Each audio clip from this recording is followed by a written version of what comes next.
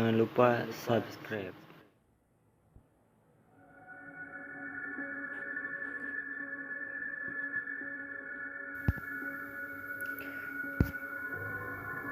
Assalamualaikum warahmatullahi wabarakatuh.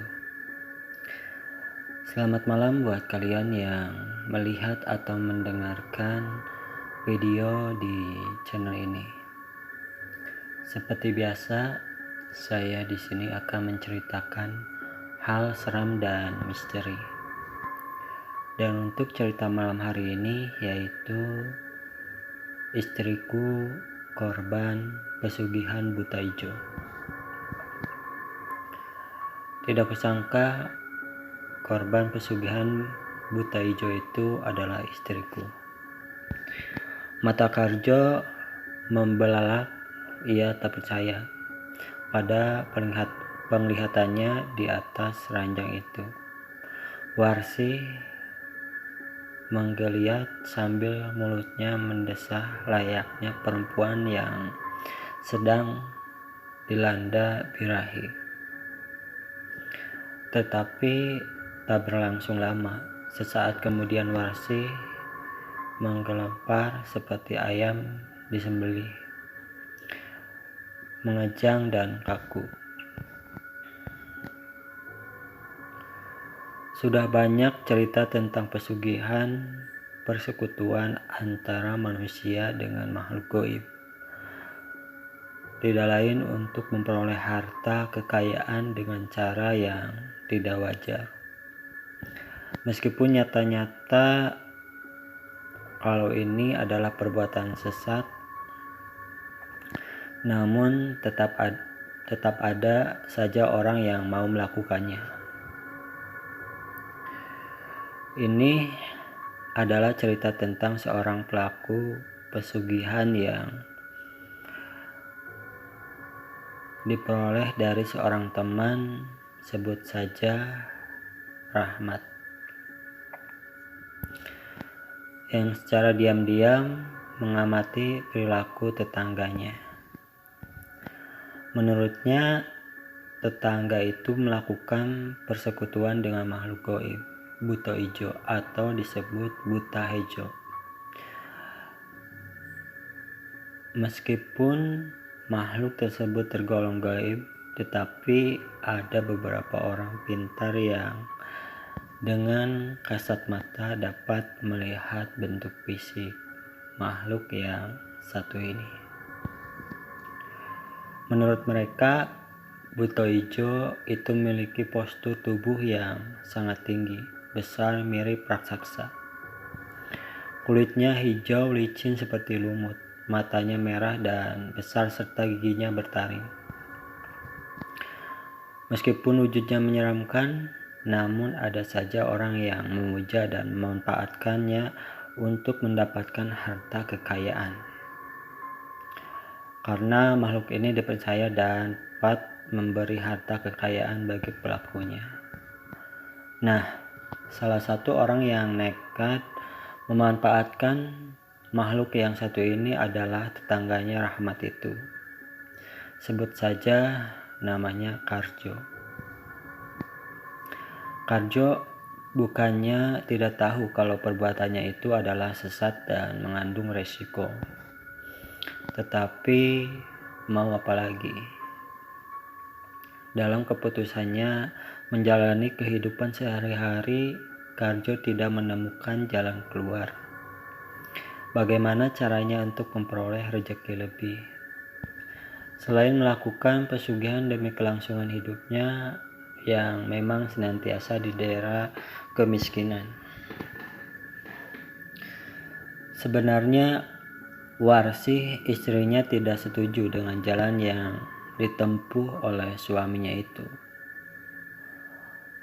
Warsi selama ini cukup menerima dengan segala rezeki yang diberikan oleh Tuhan pada keluarganya. Baginya sudah bisa makan setiap hari saja sudah cukup, dan masih beruntung karena kedua anak lelakinya masih mau membantu mencari uang tambahan untuk membiayai sekolahnya sendiri. Parno yang duduk di kelas 2 SMP sebelum berangkat sekolah ikut membantu tetangganya. "Lek, gimana yang berjuang lontong sayur di pasar?" kaget.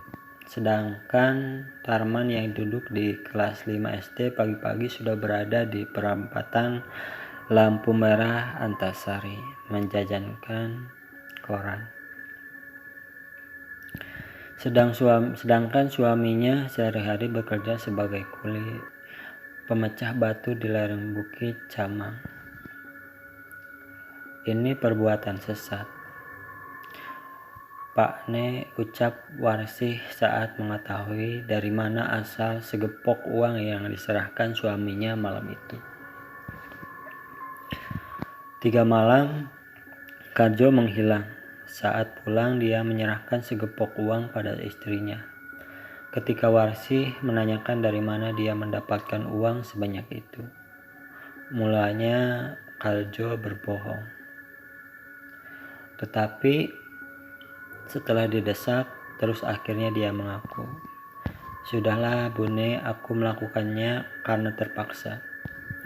Aku sudah bosan dengan penderitaan yang kita alami selama ini.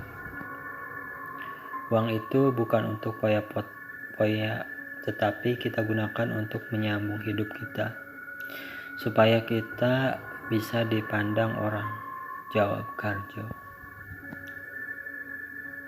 "Tetapi resikonya kan berat, Pak," sergah Warsih. Karjo sejenak terdiam. Dia memang tahu benar kalau perbuatannya itu mengandung risiko, karena kelak dia harus menyediakan imbalan berupa tumbal nyawa manusia.